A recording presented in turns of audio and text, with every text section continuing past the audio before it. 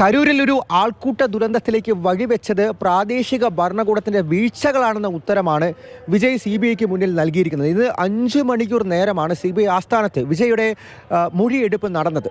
നേരത്തെ എഴുതി തയ്യാറാക്കിയ പ്രധാനപ്പെട്ട ചില ചോദ്യങ്ങൾ: കരൂർ എന്തുകൊണ്ട് വേദിയായി തിരഞ്ഞെടുത്തു, അതാരാണ് അവിടെ വേദിയാക്കാമെന്നുള്ള കാര്യം പറഞ്ഞത്, ആർക്കാണ് അനുമതി തേടിക്കൊണ്ടുള്ള കത്ത് നൽകിയത്, അനുമതി എങ്ങനെ ലഭിച്ചു, എന്തൊക്കെ തരത്തിലുള്ള സുരക്ഷാ വിന്യാസങ്ങളാണ്, സുരക്ഷാ മുന്നൊരുക്കങ്ങളാണ് അവിടെ നടത്തിയത് തുടങ്ങിയിട്ടുള്ള കാര്യങ്ങൾ.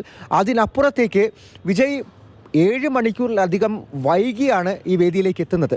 എന്തുകൊണ്ട് അങ്ങനെ വൈകി എന്നുള്ള കാര്യം, ഒപ്പം തന്നെ വലിയ തിരക്കുണ്ടായിട്ടും, അതായത് 10,000 പേരെ പ്രതീക്ഷിച്ചിടത്ത് 30,000-ത്തിലധികം ആളുകൾ വന്നു. എന്നിട്ടും ഒരുപാട് നേരം ആളുകൾക്കിടയിലേക്ക് തന്നെ ആ കാരവനുമായി എത്തി അവിടെ പ്രസംഗിച്ച് സമയം ചിലവിട്ടു.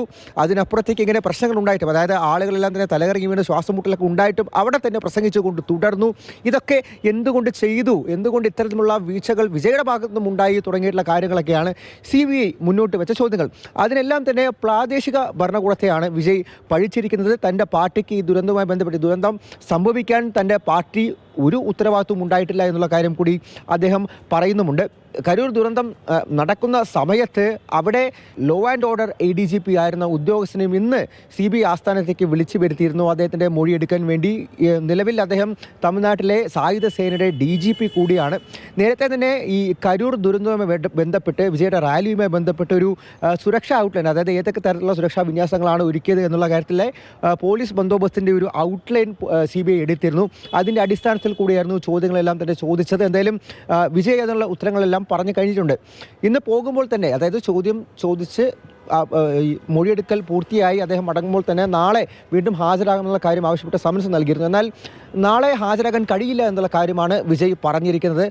പൊങ്കൽ ആഘോഷങ്ങളെല്ലാം നടക്കുന്നതുകൊണ്ട് തന്നെ തനിക്ക് മറ്റൊരു തീയതി നൽകണം. പൊങ്കലിന് ശേഷം മറ്റൊരു തീയതി നൽകുമെന്നുള്ള കാര്യമാണ് ഇപ്പോൾ CBI വൃത്തങ്ങളിൽ നിന്നും അറിയാൻ സാധിക്കുന്നത്. വിജയെയും തൻ്റെ പാർട്ടിയെയും NDAയുടെ ഭാഗമാക്കാൻ വേണ്ടി അമിത്ഷായും BJPയും നരേന്ദ്രമോദിയും നടത്തുന്ന ചില തന്ത്രങ്ങളാണ്, സമ്മർദ്ദ തന്ത്രങ്ങളാണെന്നുള്ള ആരോപണങ്ങൾ കൂടി മറുവാദമായി അത് DMKയിൽ നിന്നടക്കം തമിഴ്നാട്ടിൽ നിന്നും ഉയരുന്നുണ്ട്. ഡൽഹിയിൽ നിന്നും അർജുൻ പീതാംബരൻ, മാതൃഭൂമി ന്യൂസ്.